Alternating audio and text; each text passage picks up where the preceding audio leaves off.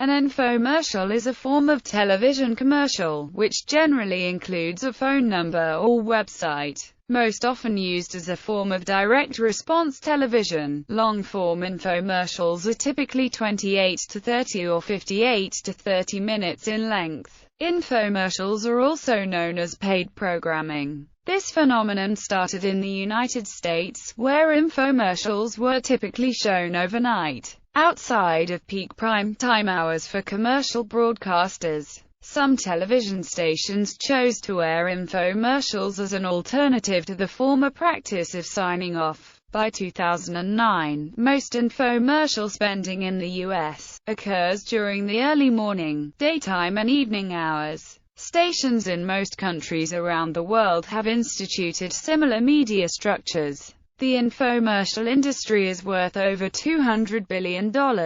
While the term infomercial was originally applied only to television advertising, it is now sometimes used to refer to any presentation which presents a significant amount of information in an actual, or perceived, attempt to promote a point of view. When used this way, the term may be meant to carry an implication that the party making the communication is exaggerating truths or hiding important facts. Often, it is unclear whether the actual presentation fits this definition because the term is used in an attempt to discredit the presentation. Hence, political speeches or conventions may be derogatorily referred to as infomercials for a specific point of view. Format. The word infomercial is a portmanteau of the words information and commercial. As in any other form of advertisement, the content is a commercial message designed to represent the viewpoints and to serve the interest of the sponsor.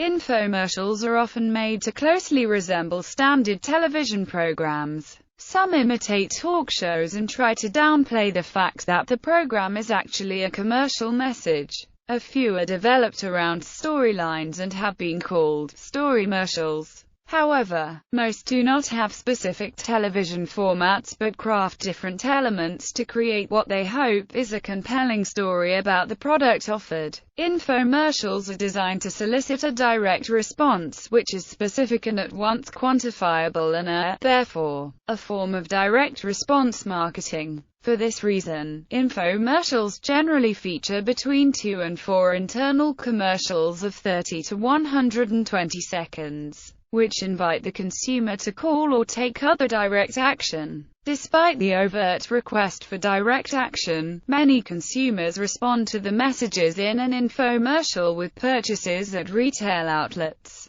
For many infomercials, the largest portion of positive response is for consumers to take action by purchasing at a retail store. For others, the advertiser will instead promote the item as not sold in stores. Some advertisers who make this choice dislike sharing profit with retailers, while many simply lack the immense resources necessary to get their products into the retail industry channels prior to achieving on-air success. In the latter case, many hope to use profit from direct sales to build their business company in order to achieve later retail distribution. Standalone shorter commercials, 30 to 120 seconds in length with a call to action, are erroneously called infomercials. When used as an independently produced commercial, they are generally known as DRTV spots or short-form DRTV. Many products and services that advertise using infomercials often also use these shorter spots to advertise during regular programming. Many traditional infomercial producers make use of flashy catchphrases, repeat basic ideas,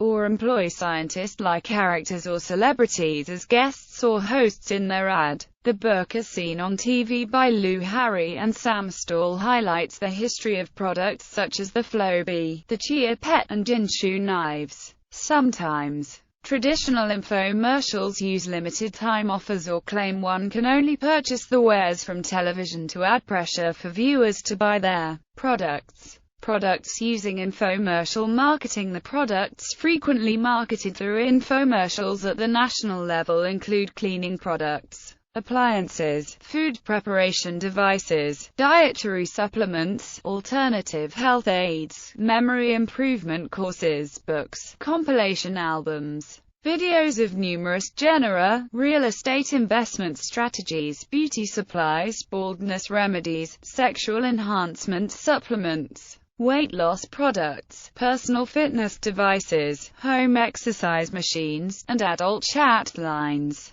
Automobile dealerships, attorneys, and jewelers are among the types of businesses that air infomercials on a local level. Major brands have used infomercials for their ability to communicate more complicated and in-depth product stories. This practice started in the early 1990s and has increased since. Brands generally eschew the cheesy trappings of the traditional infomercial business in order to create communication they believe creates a better image of their products, brands and consumers. Apple's use of the infomercial medium was immediately discontinued with Steve Jobs' 1997 return to the helm of the company. History. Early infomercials. During the early days of television, many television shows were specifically created by sponsors with the main goal of selling their product, the entertainment angle being a hook to hold audience attention. A good example of this is the early children's show The Magic Clown on NBC, which was created by Tycho Bonomo essentially as an advertisement for Bonomo's Turkish taffy. It is claimed that the first infomercial for a commercial product appeared in 1949 or 1950, for a blender. Accounts vary on whether this was for a Vitamix blender as claimed by Vitamix, or from wearing blenders as claimed in various online sources. Eventually, limits imposed by the Federal Communications Commission on the amount of advertising that could appear during an hour of television did away with these programs, forcing sponsors into the background. However, a few infomercials, mainly those for greatest hits record sets and Shop Smith power tools,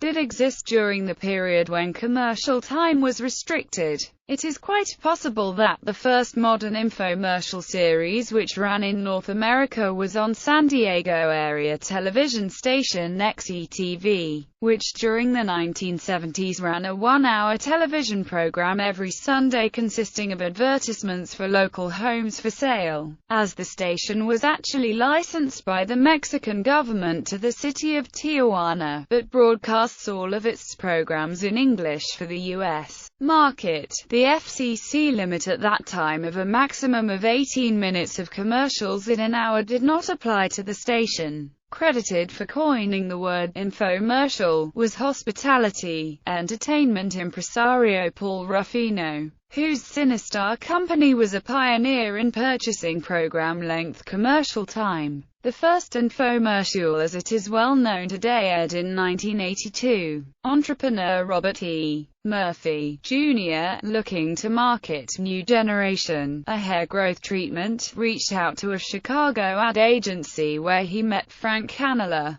who convinced broadcast stations and cable networks to sell time for this format. The show was such a hit that other companies quickly began purchasing program-length commercial time as well. After 1984, infomercials proliferated in the United States after 1984 when the Federal Communications Commission eliminated regulations that were established in the 1950s and 1960s to govern the commercial content of television. Infomercials particularly exploded in the mid-1990s with motivational and personal development products, and infamous get-rich-quick scheme based on the premise that one could quickly become wealthy by either selling anything through classified ads or through real estate flipping. These were hawked by personalities such as Don Lapre and Carlton H. Sheets, among others. When they first appeared, infomercials were most often scheduled in the United States and Canada during late-night, early morning hours, as stations have found value in airing them at other times. By 2008, a large portion of infomercial spending occurs in the early morning, daytime, early prime and even prime time periods.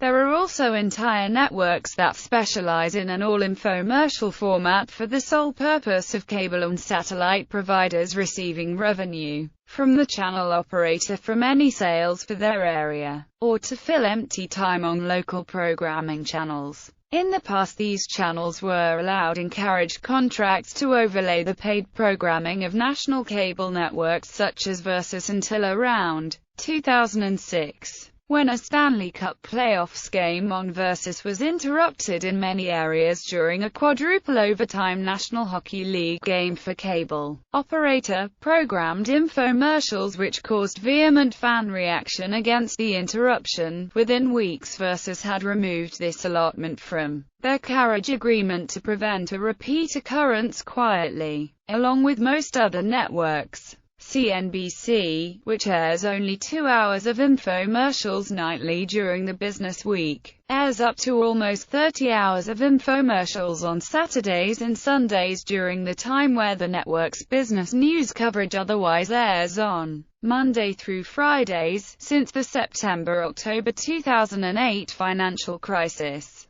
CNBC has inserted a paid programming bug on the top right corner of the screen during all airings of infomercials. A comparison of television listings from 2007 with 1987 verifies that many North American broadcasters now air infomercials in lieu of syndicated television series reruns and movies, which were formerly staples during the more common hours infomercials are broadcast. Infomercials are a near-permanent staple of ION Television's daytime and overnight schedules. Multi-channel providers such as DirecTV have objected, in the past, to carrying ION feeds which consist largely of paid programming, though in comparison the satellite service does carry several infomercial-only channels. United Kingdom, as with other advertising content, is supervised by the Advertising Standards Authority and regulated by Ofcom. Advertising rules are written and maintained by the Committees of Advertising Practice, working closely with the ASHA and Ofcom. In the UK, ad mags were originally a feature of the regional commercial ITV stations from launch in 1955, but were banned in 1963. The word teleshopping was coined in 1979 by Michael Aldrich, who invented real-time transaction processing from a domestic television and subsequently installed many systems throughout the UK in the 1980s.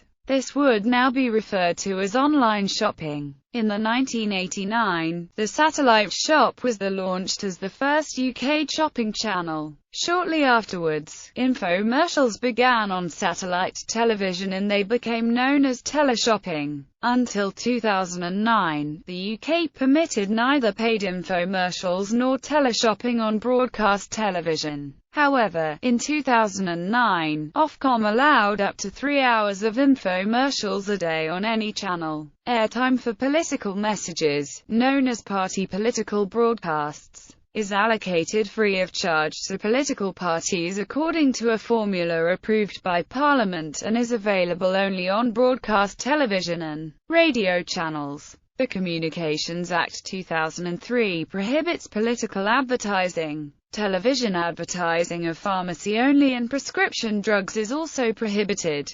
Televangelists. Some U.S. televangelists such as Robert Tilton and Peter Popoff buy television time from infomercial brokers representing television stations around the U.S., and even some widely distributed cable networks that are not averse to carrying religious programming. A block of such programming appears weekdays on BET under the umbrella title BET Inspiration. The vast majority of religious programming in the United States is distributed through paid infomercial time. The fees that televangelists pay for coverage on most religious stations are a major revenue stream for those stations. In addition to programming the networks produce themselves, TiVo uses paid programming time weekly on the Discovery Channel on early Thursday mornings and ION Television on early Wednesday mornings in order to record interactive and video content to be presented to subscribers of their service in a form of linear datacasting without the need to interfere with a subscriber's internet bandwidth. The program is listed as Teleworld paid program, named for TIVA's corporate name at its founding. The 2007 to 2010 financial crisis. During the financial crisis that lasted from 2007 to 2010, many struggling individual television stations began to devote more of their programming schedules to infomercials, thereby reducing syndication contracts for regular programming. There have been stations that have found that the revenue from infomercial time sales were higher than the revenues possible through the traditional television advertising and syndication sales options. However, the reduced ratings from airing infomercials can have a domino effect and harm ratings for other programming on the station. A feature-length documentary that chronicles the history of the infomercial is Pitch People. In 2008, Tribune Media Services and Gemstar TV Guide, Rovi began to relax the guidelines for listing infomercials within their electronic program guide listings. Previously, all infomercials were listed under the title paid programming, but now infomercial producers are allowed to submit a title and limited synopsis of the program's content to the listings providers.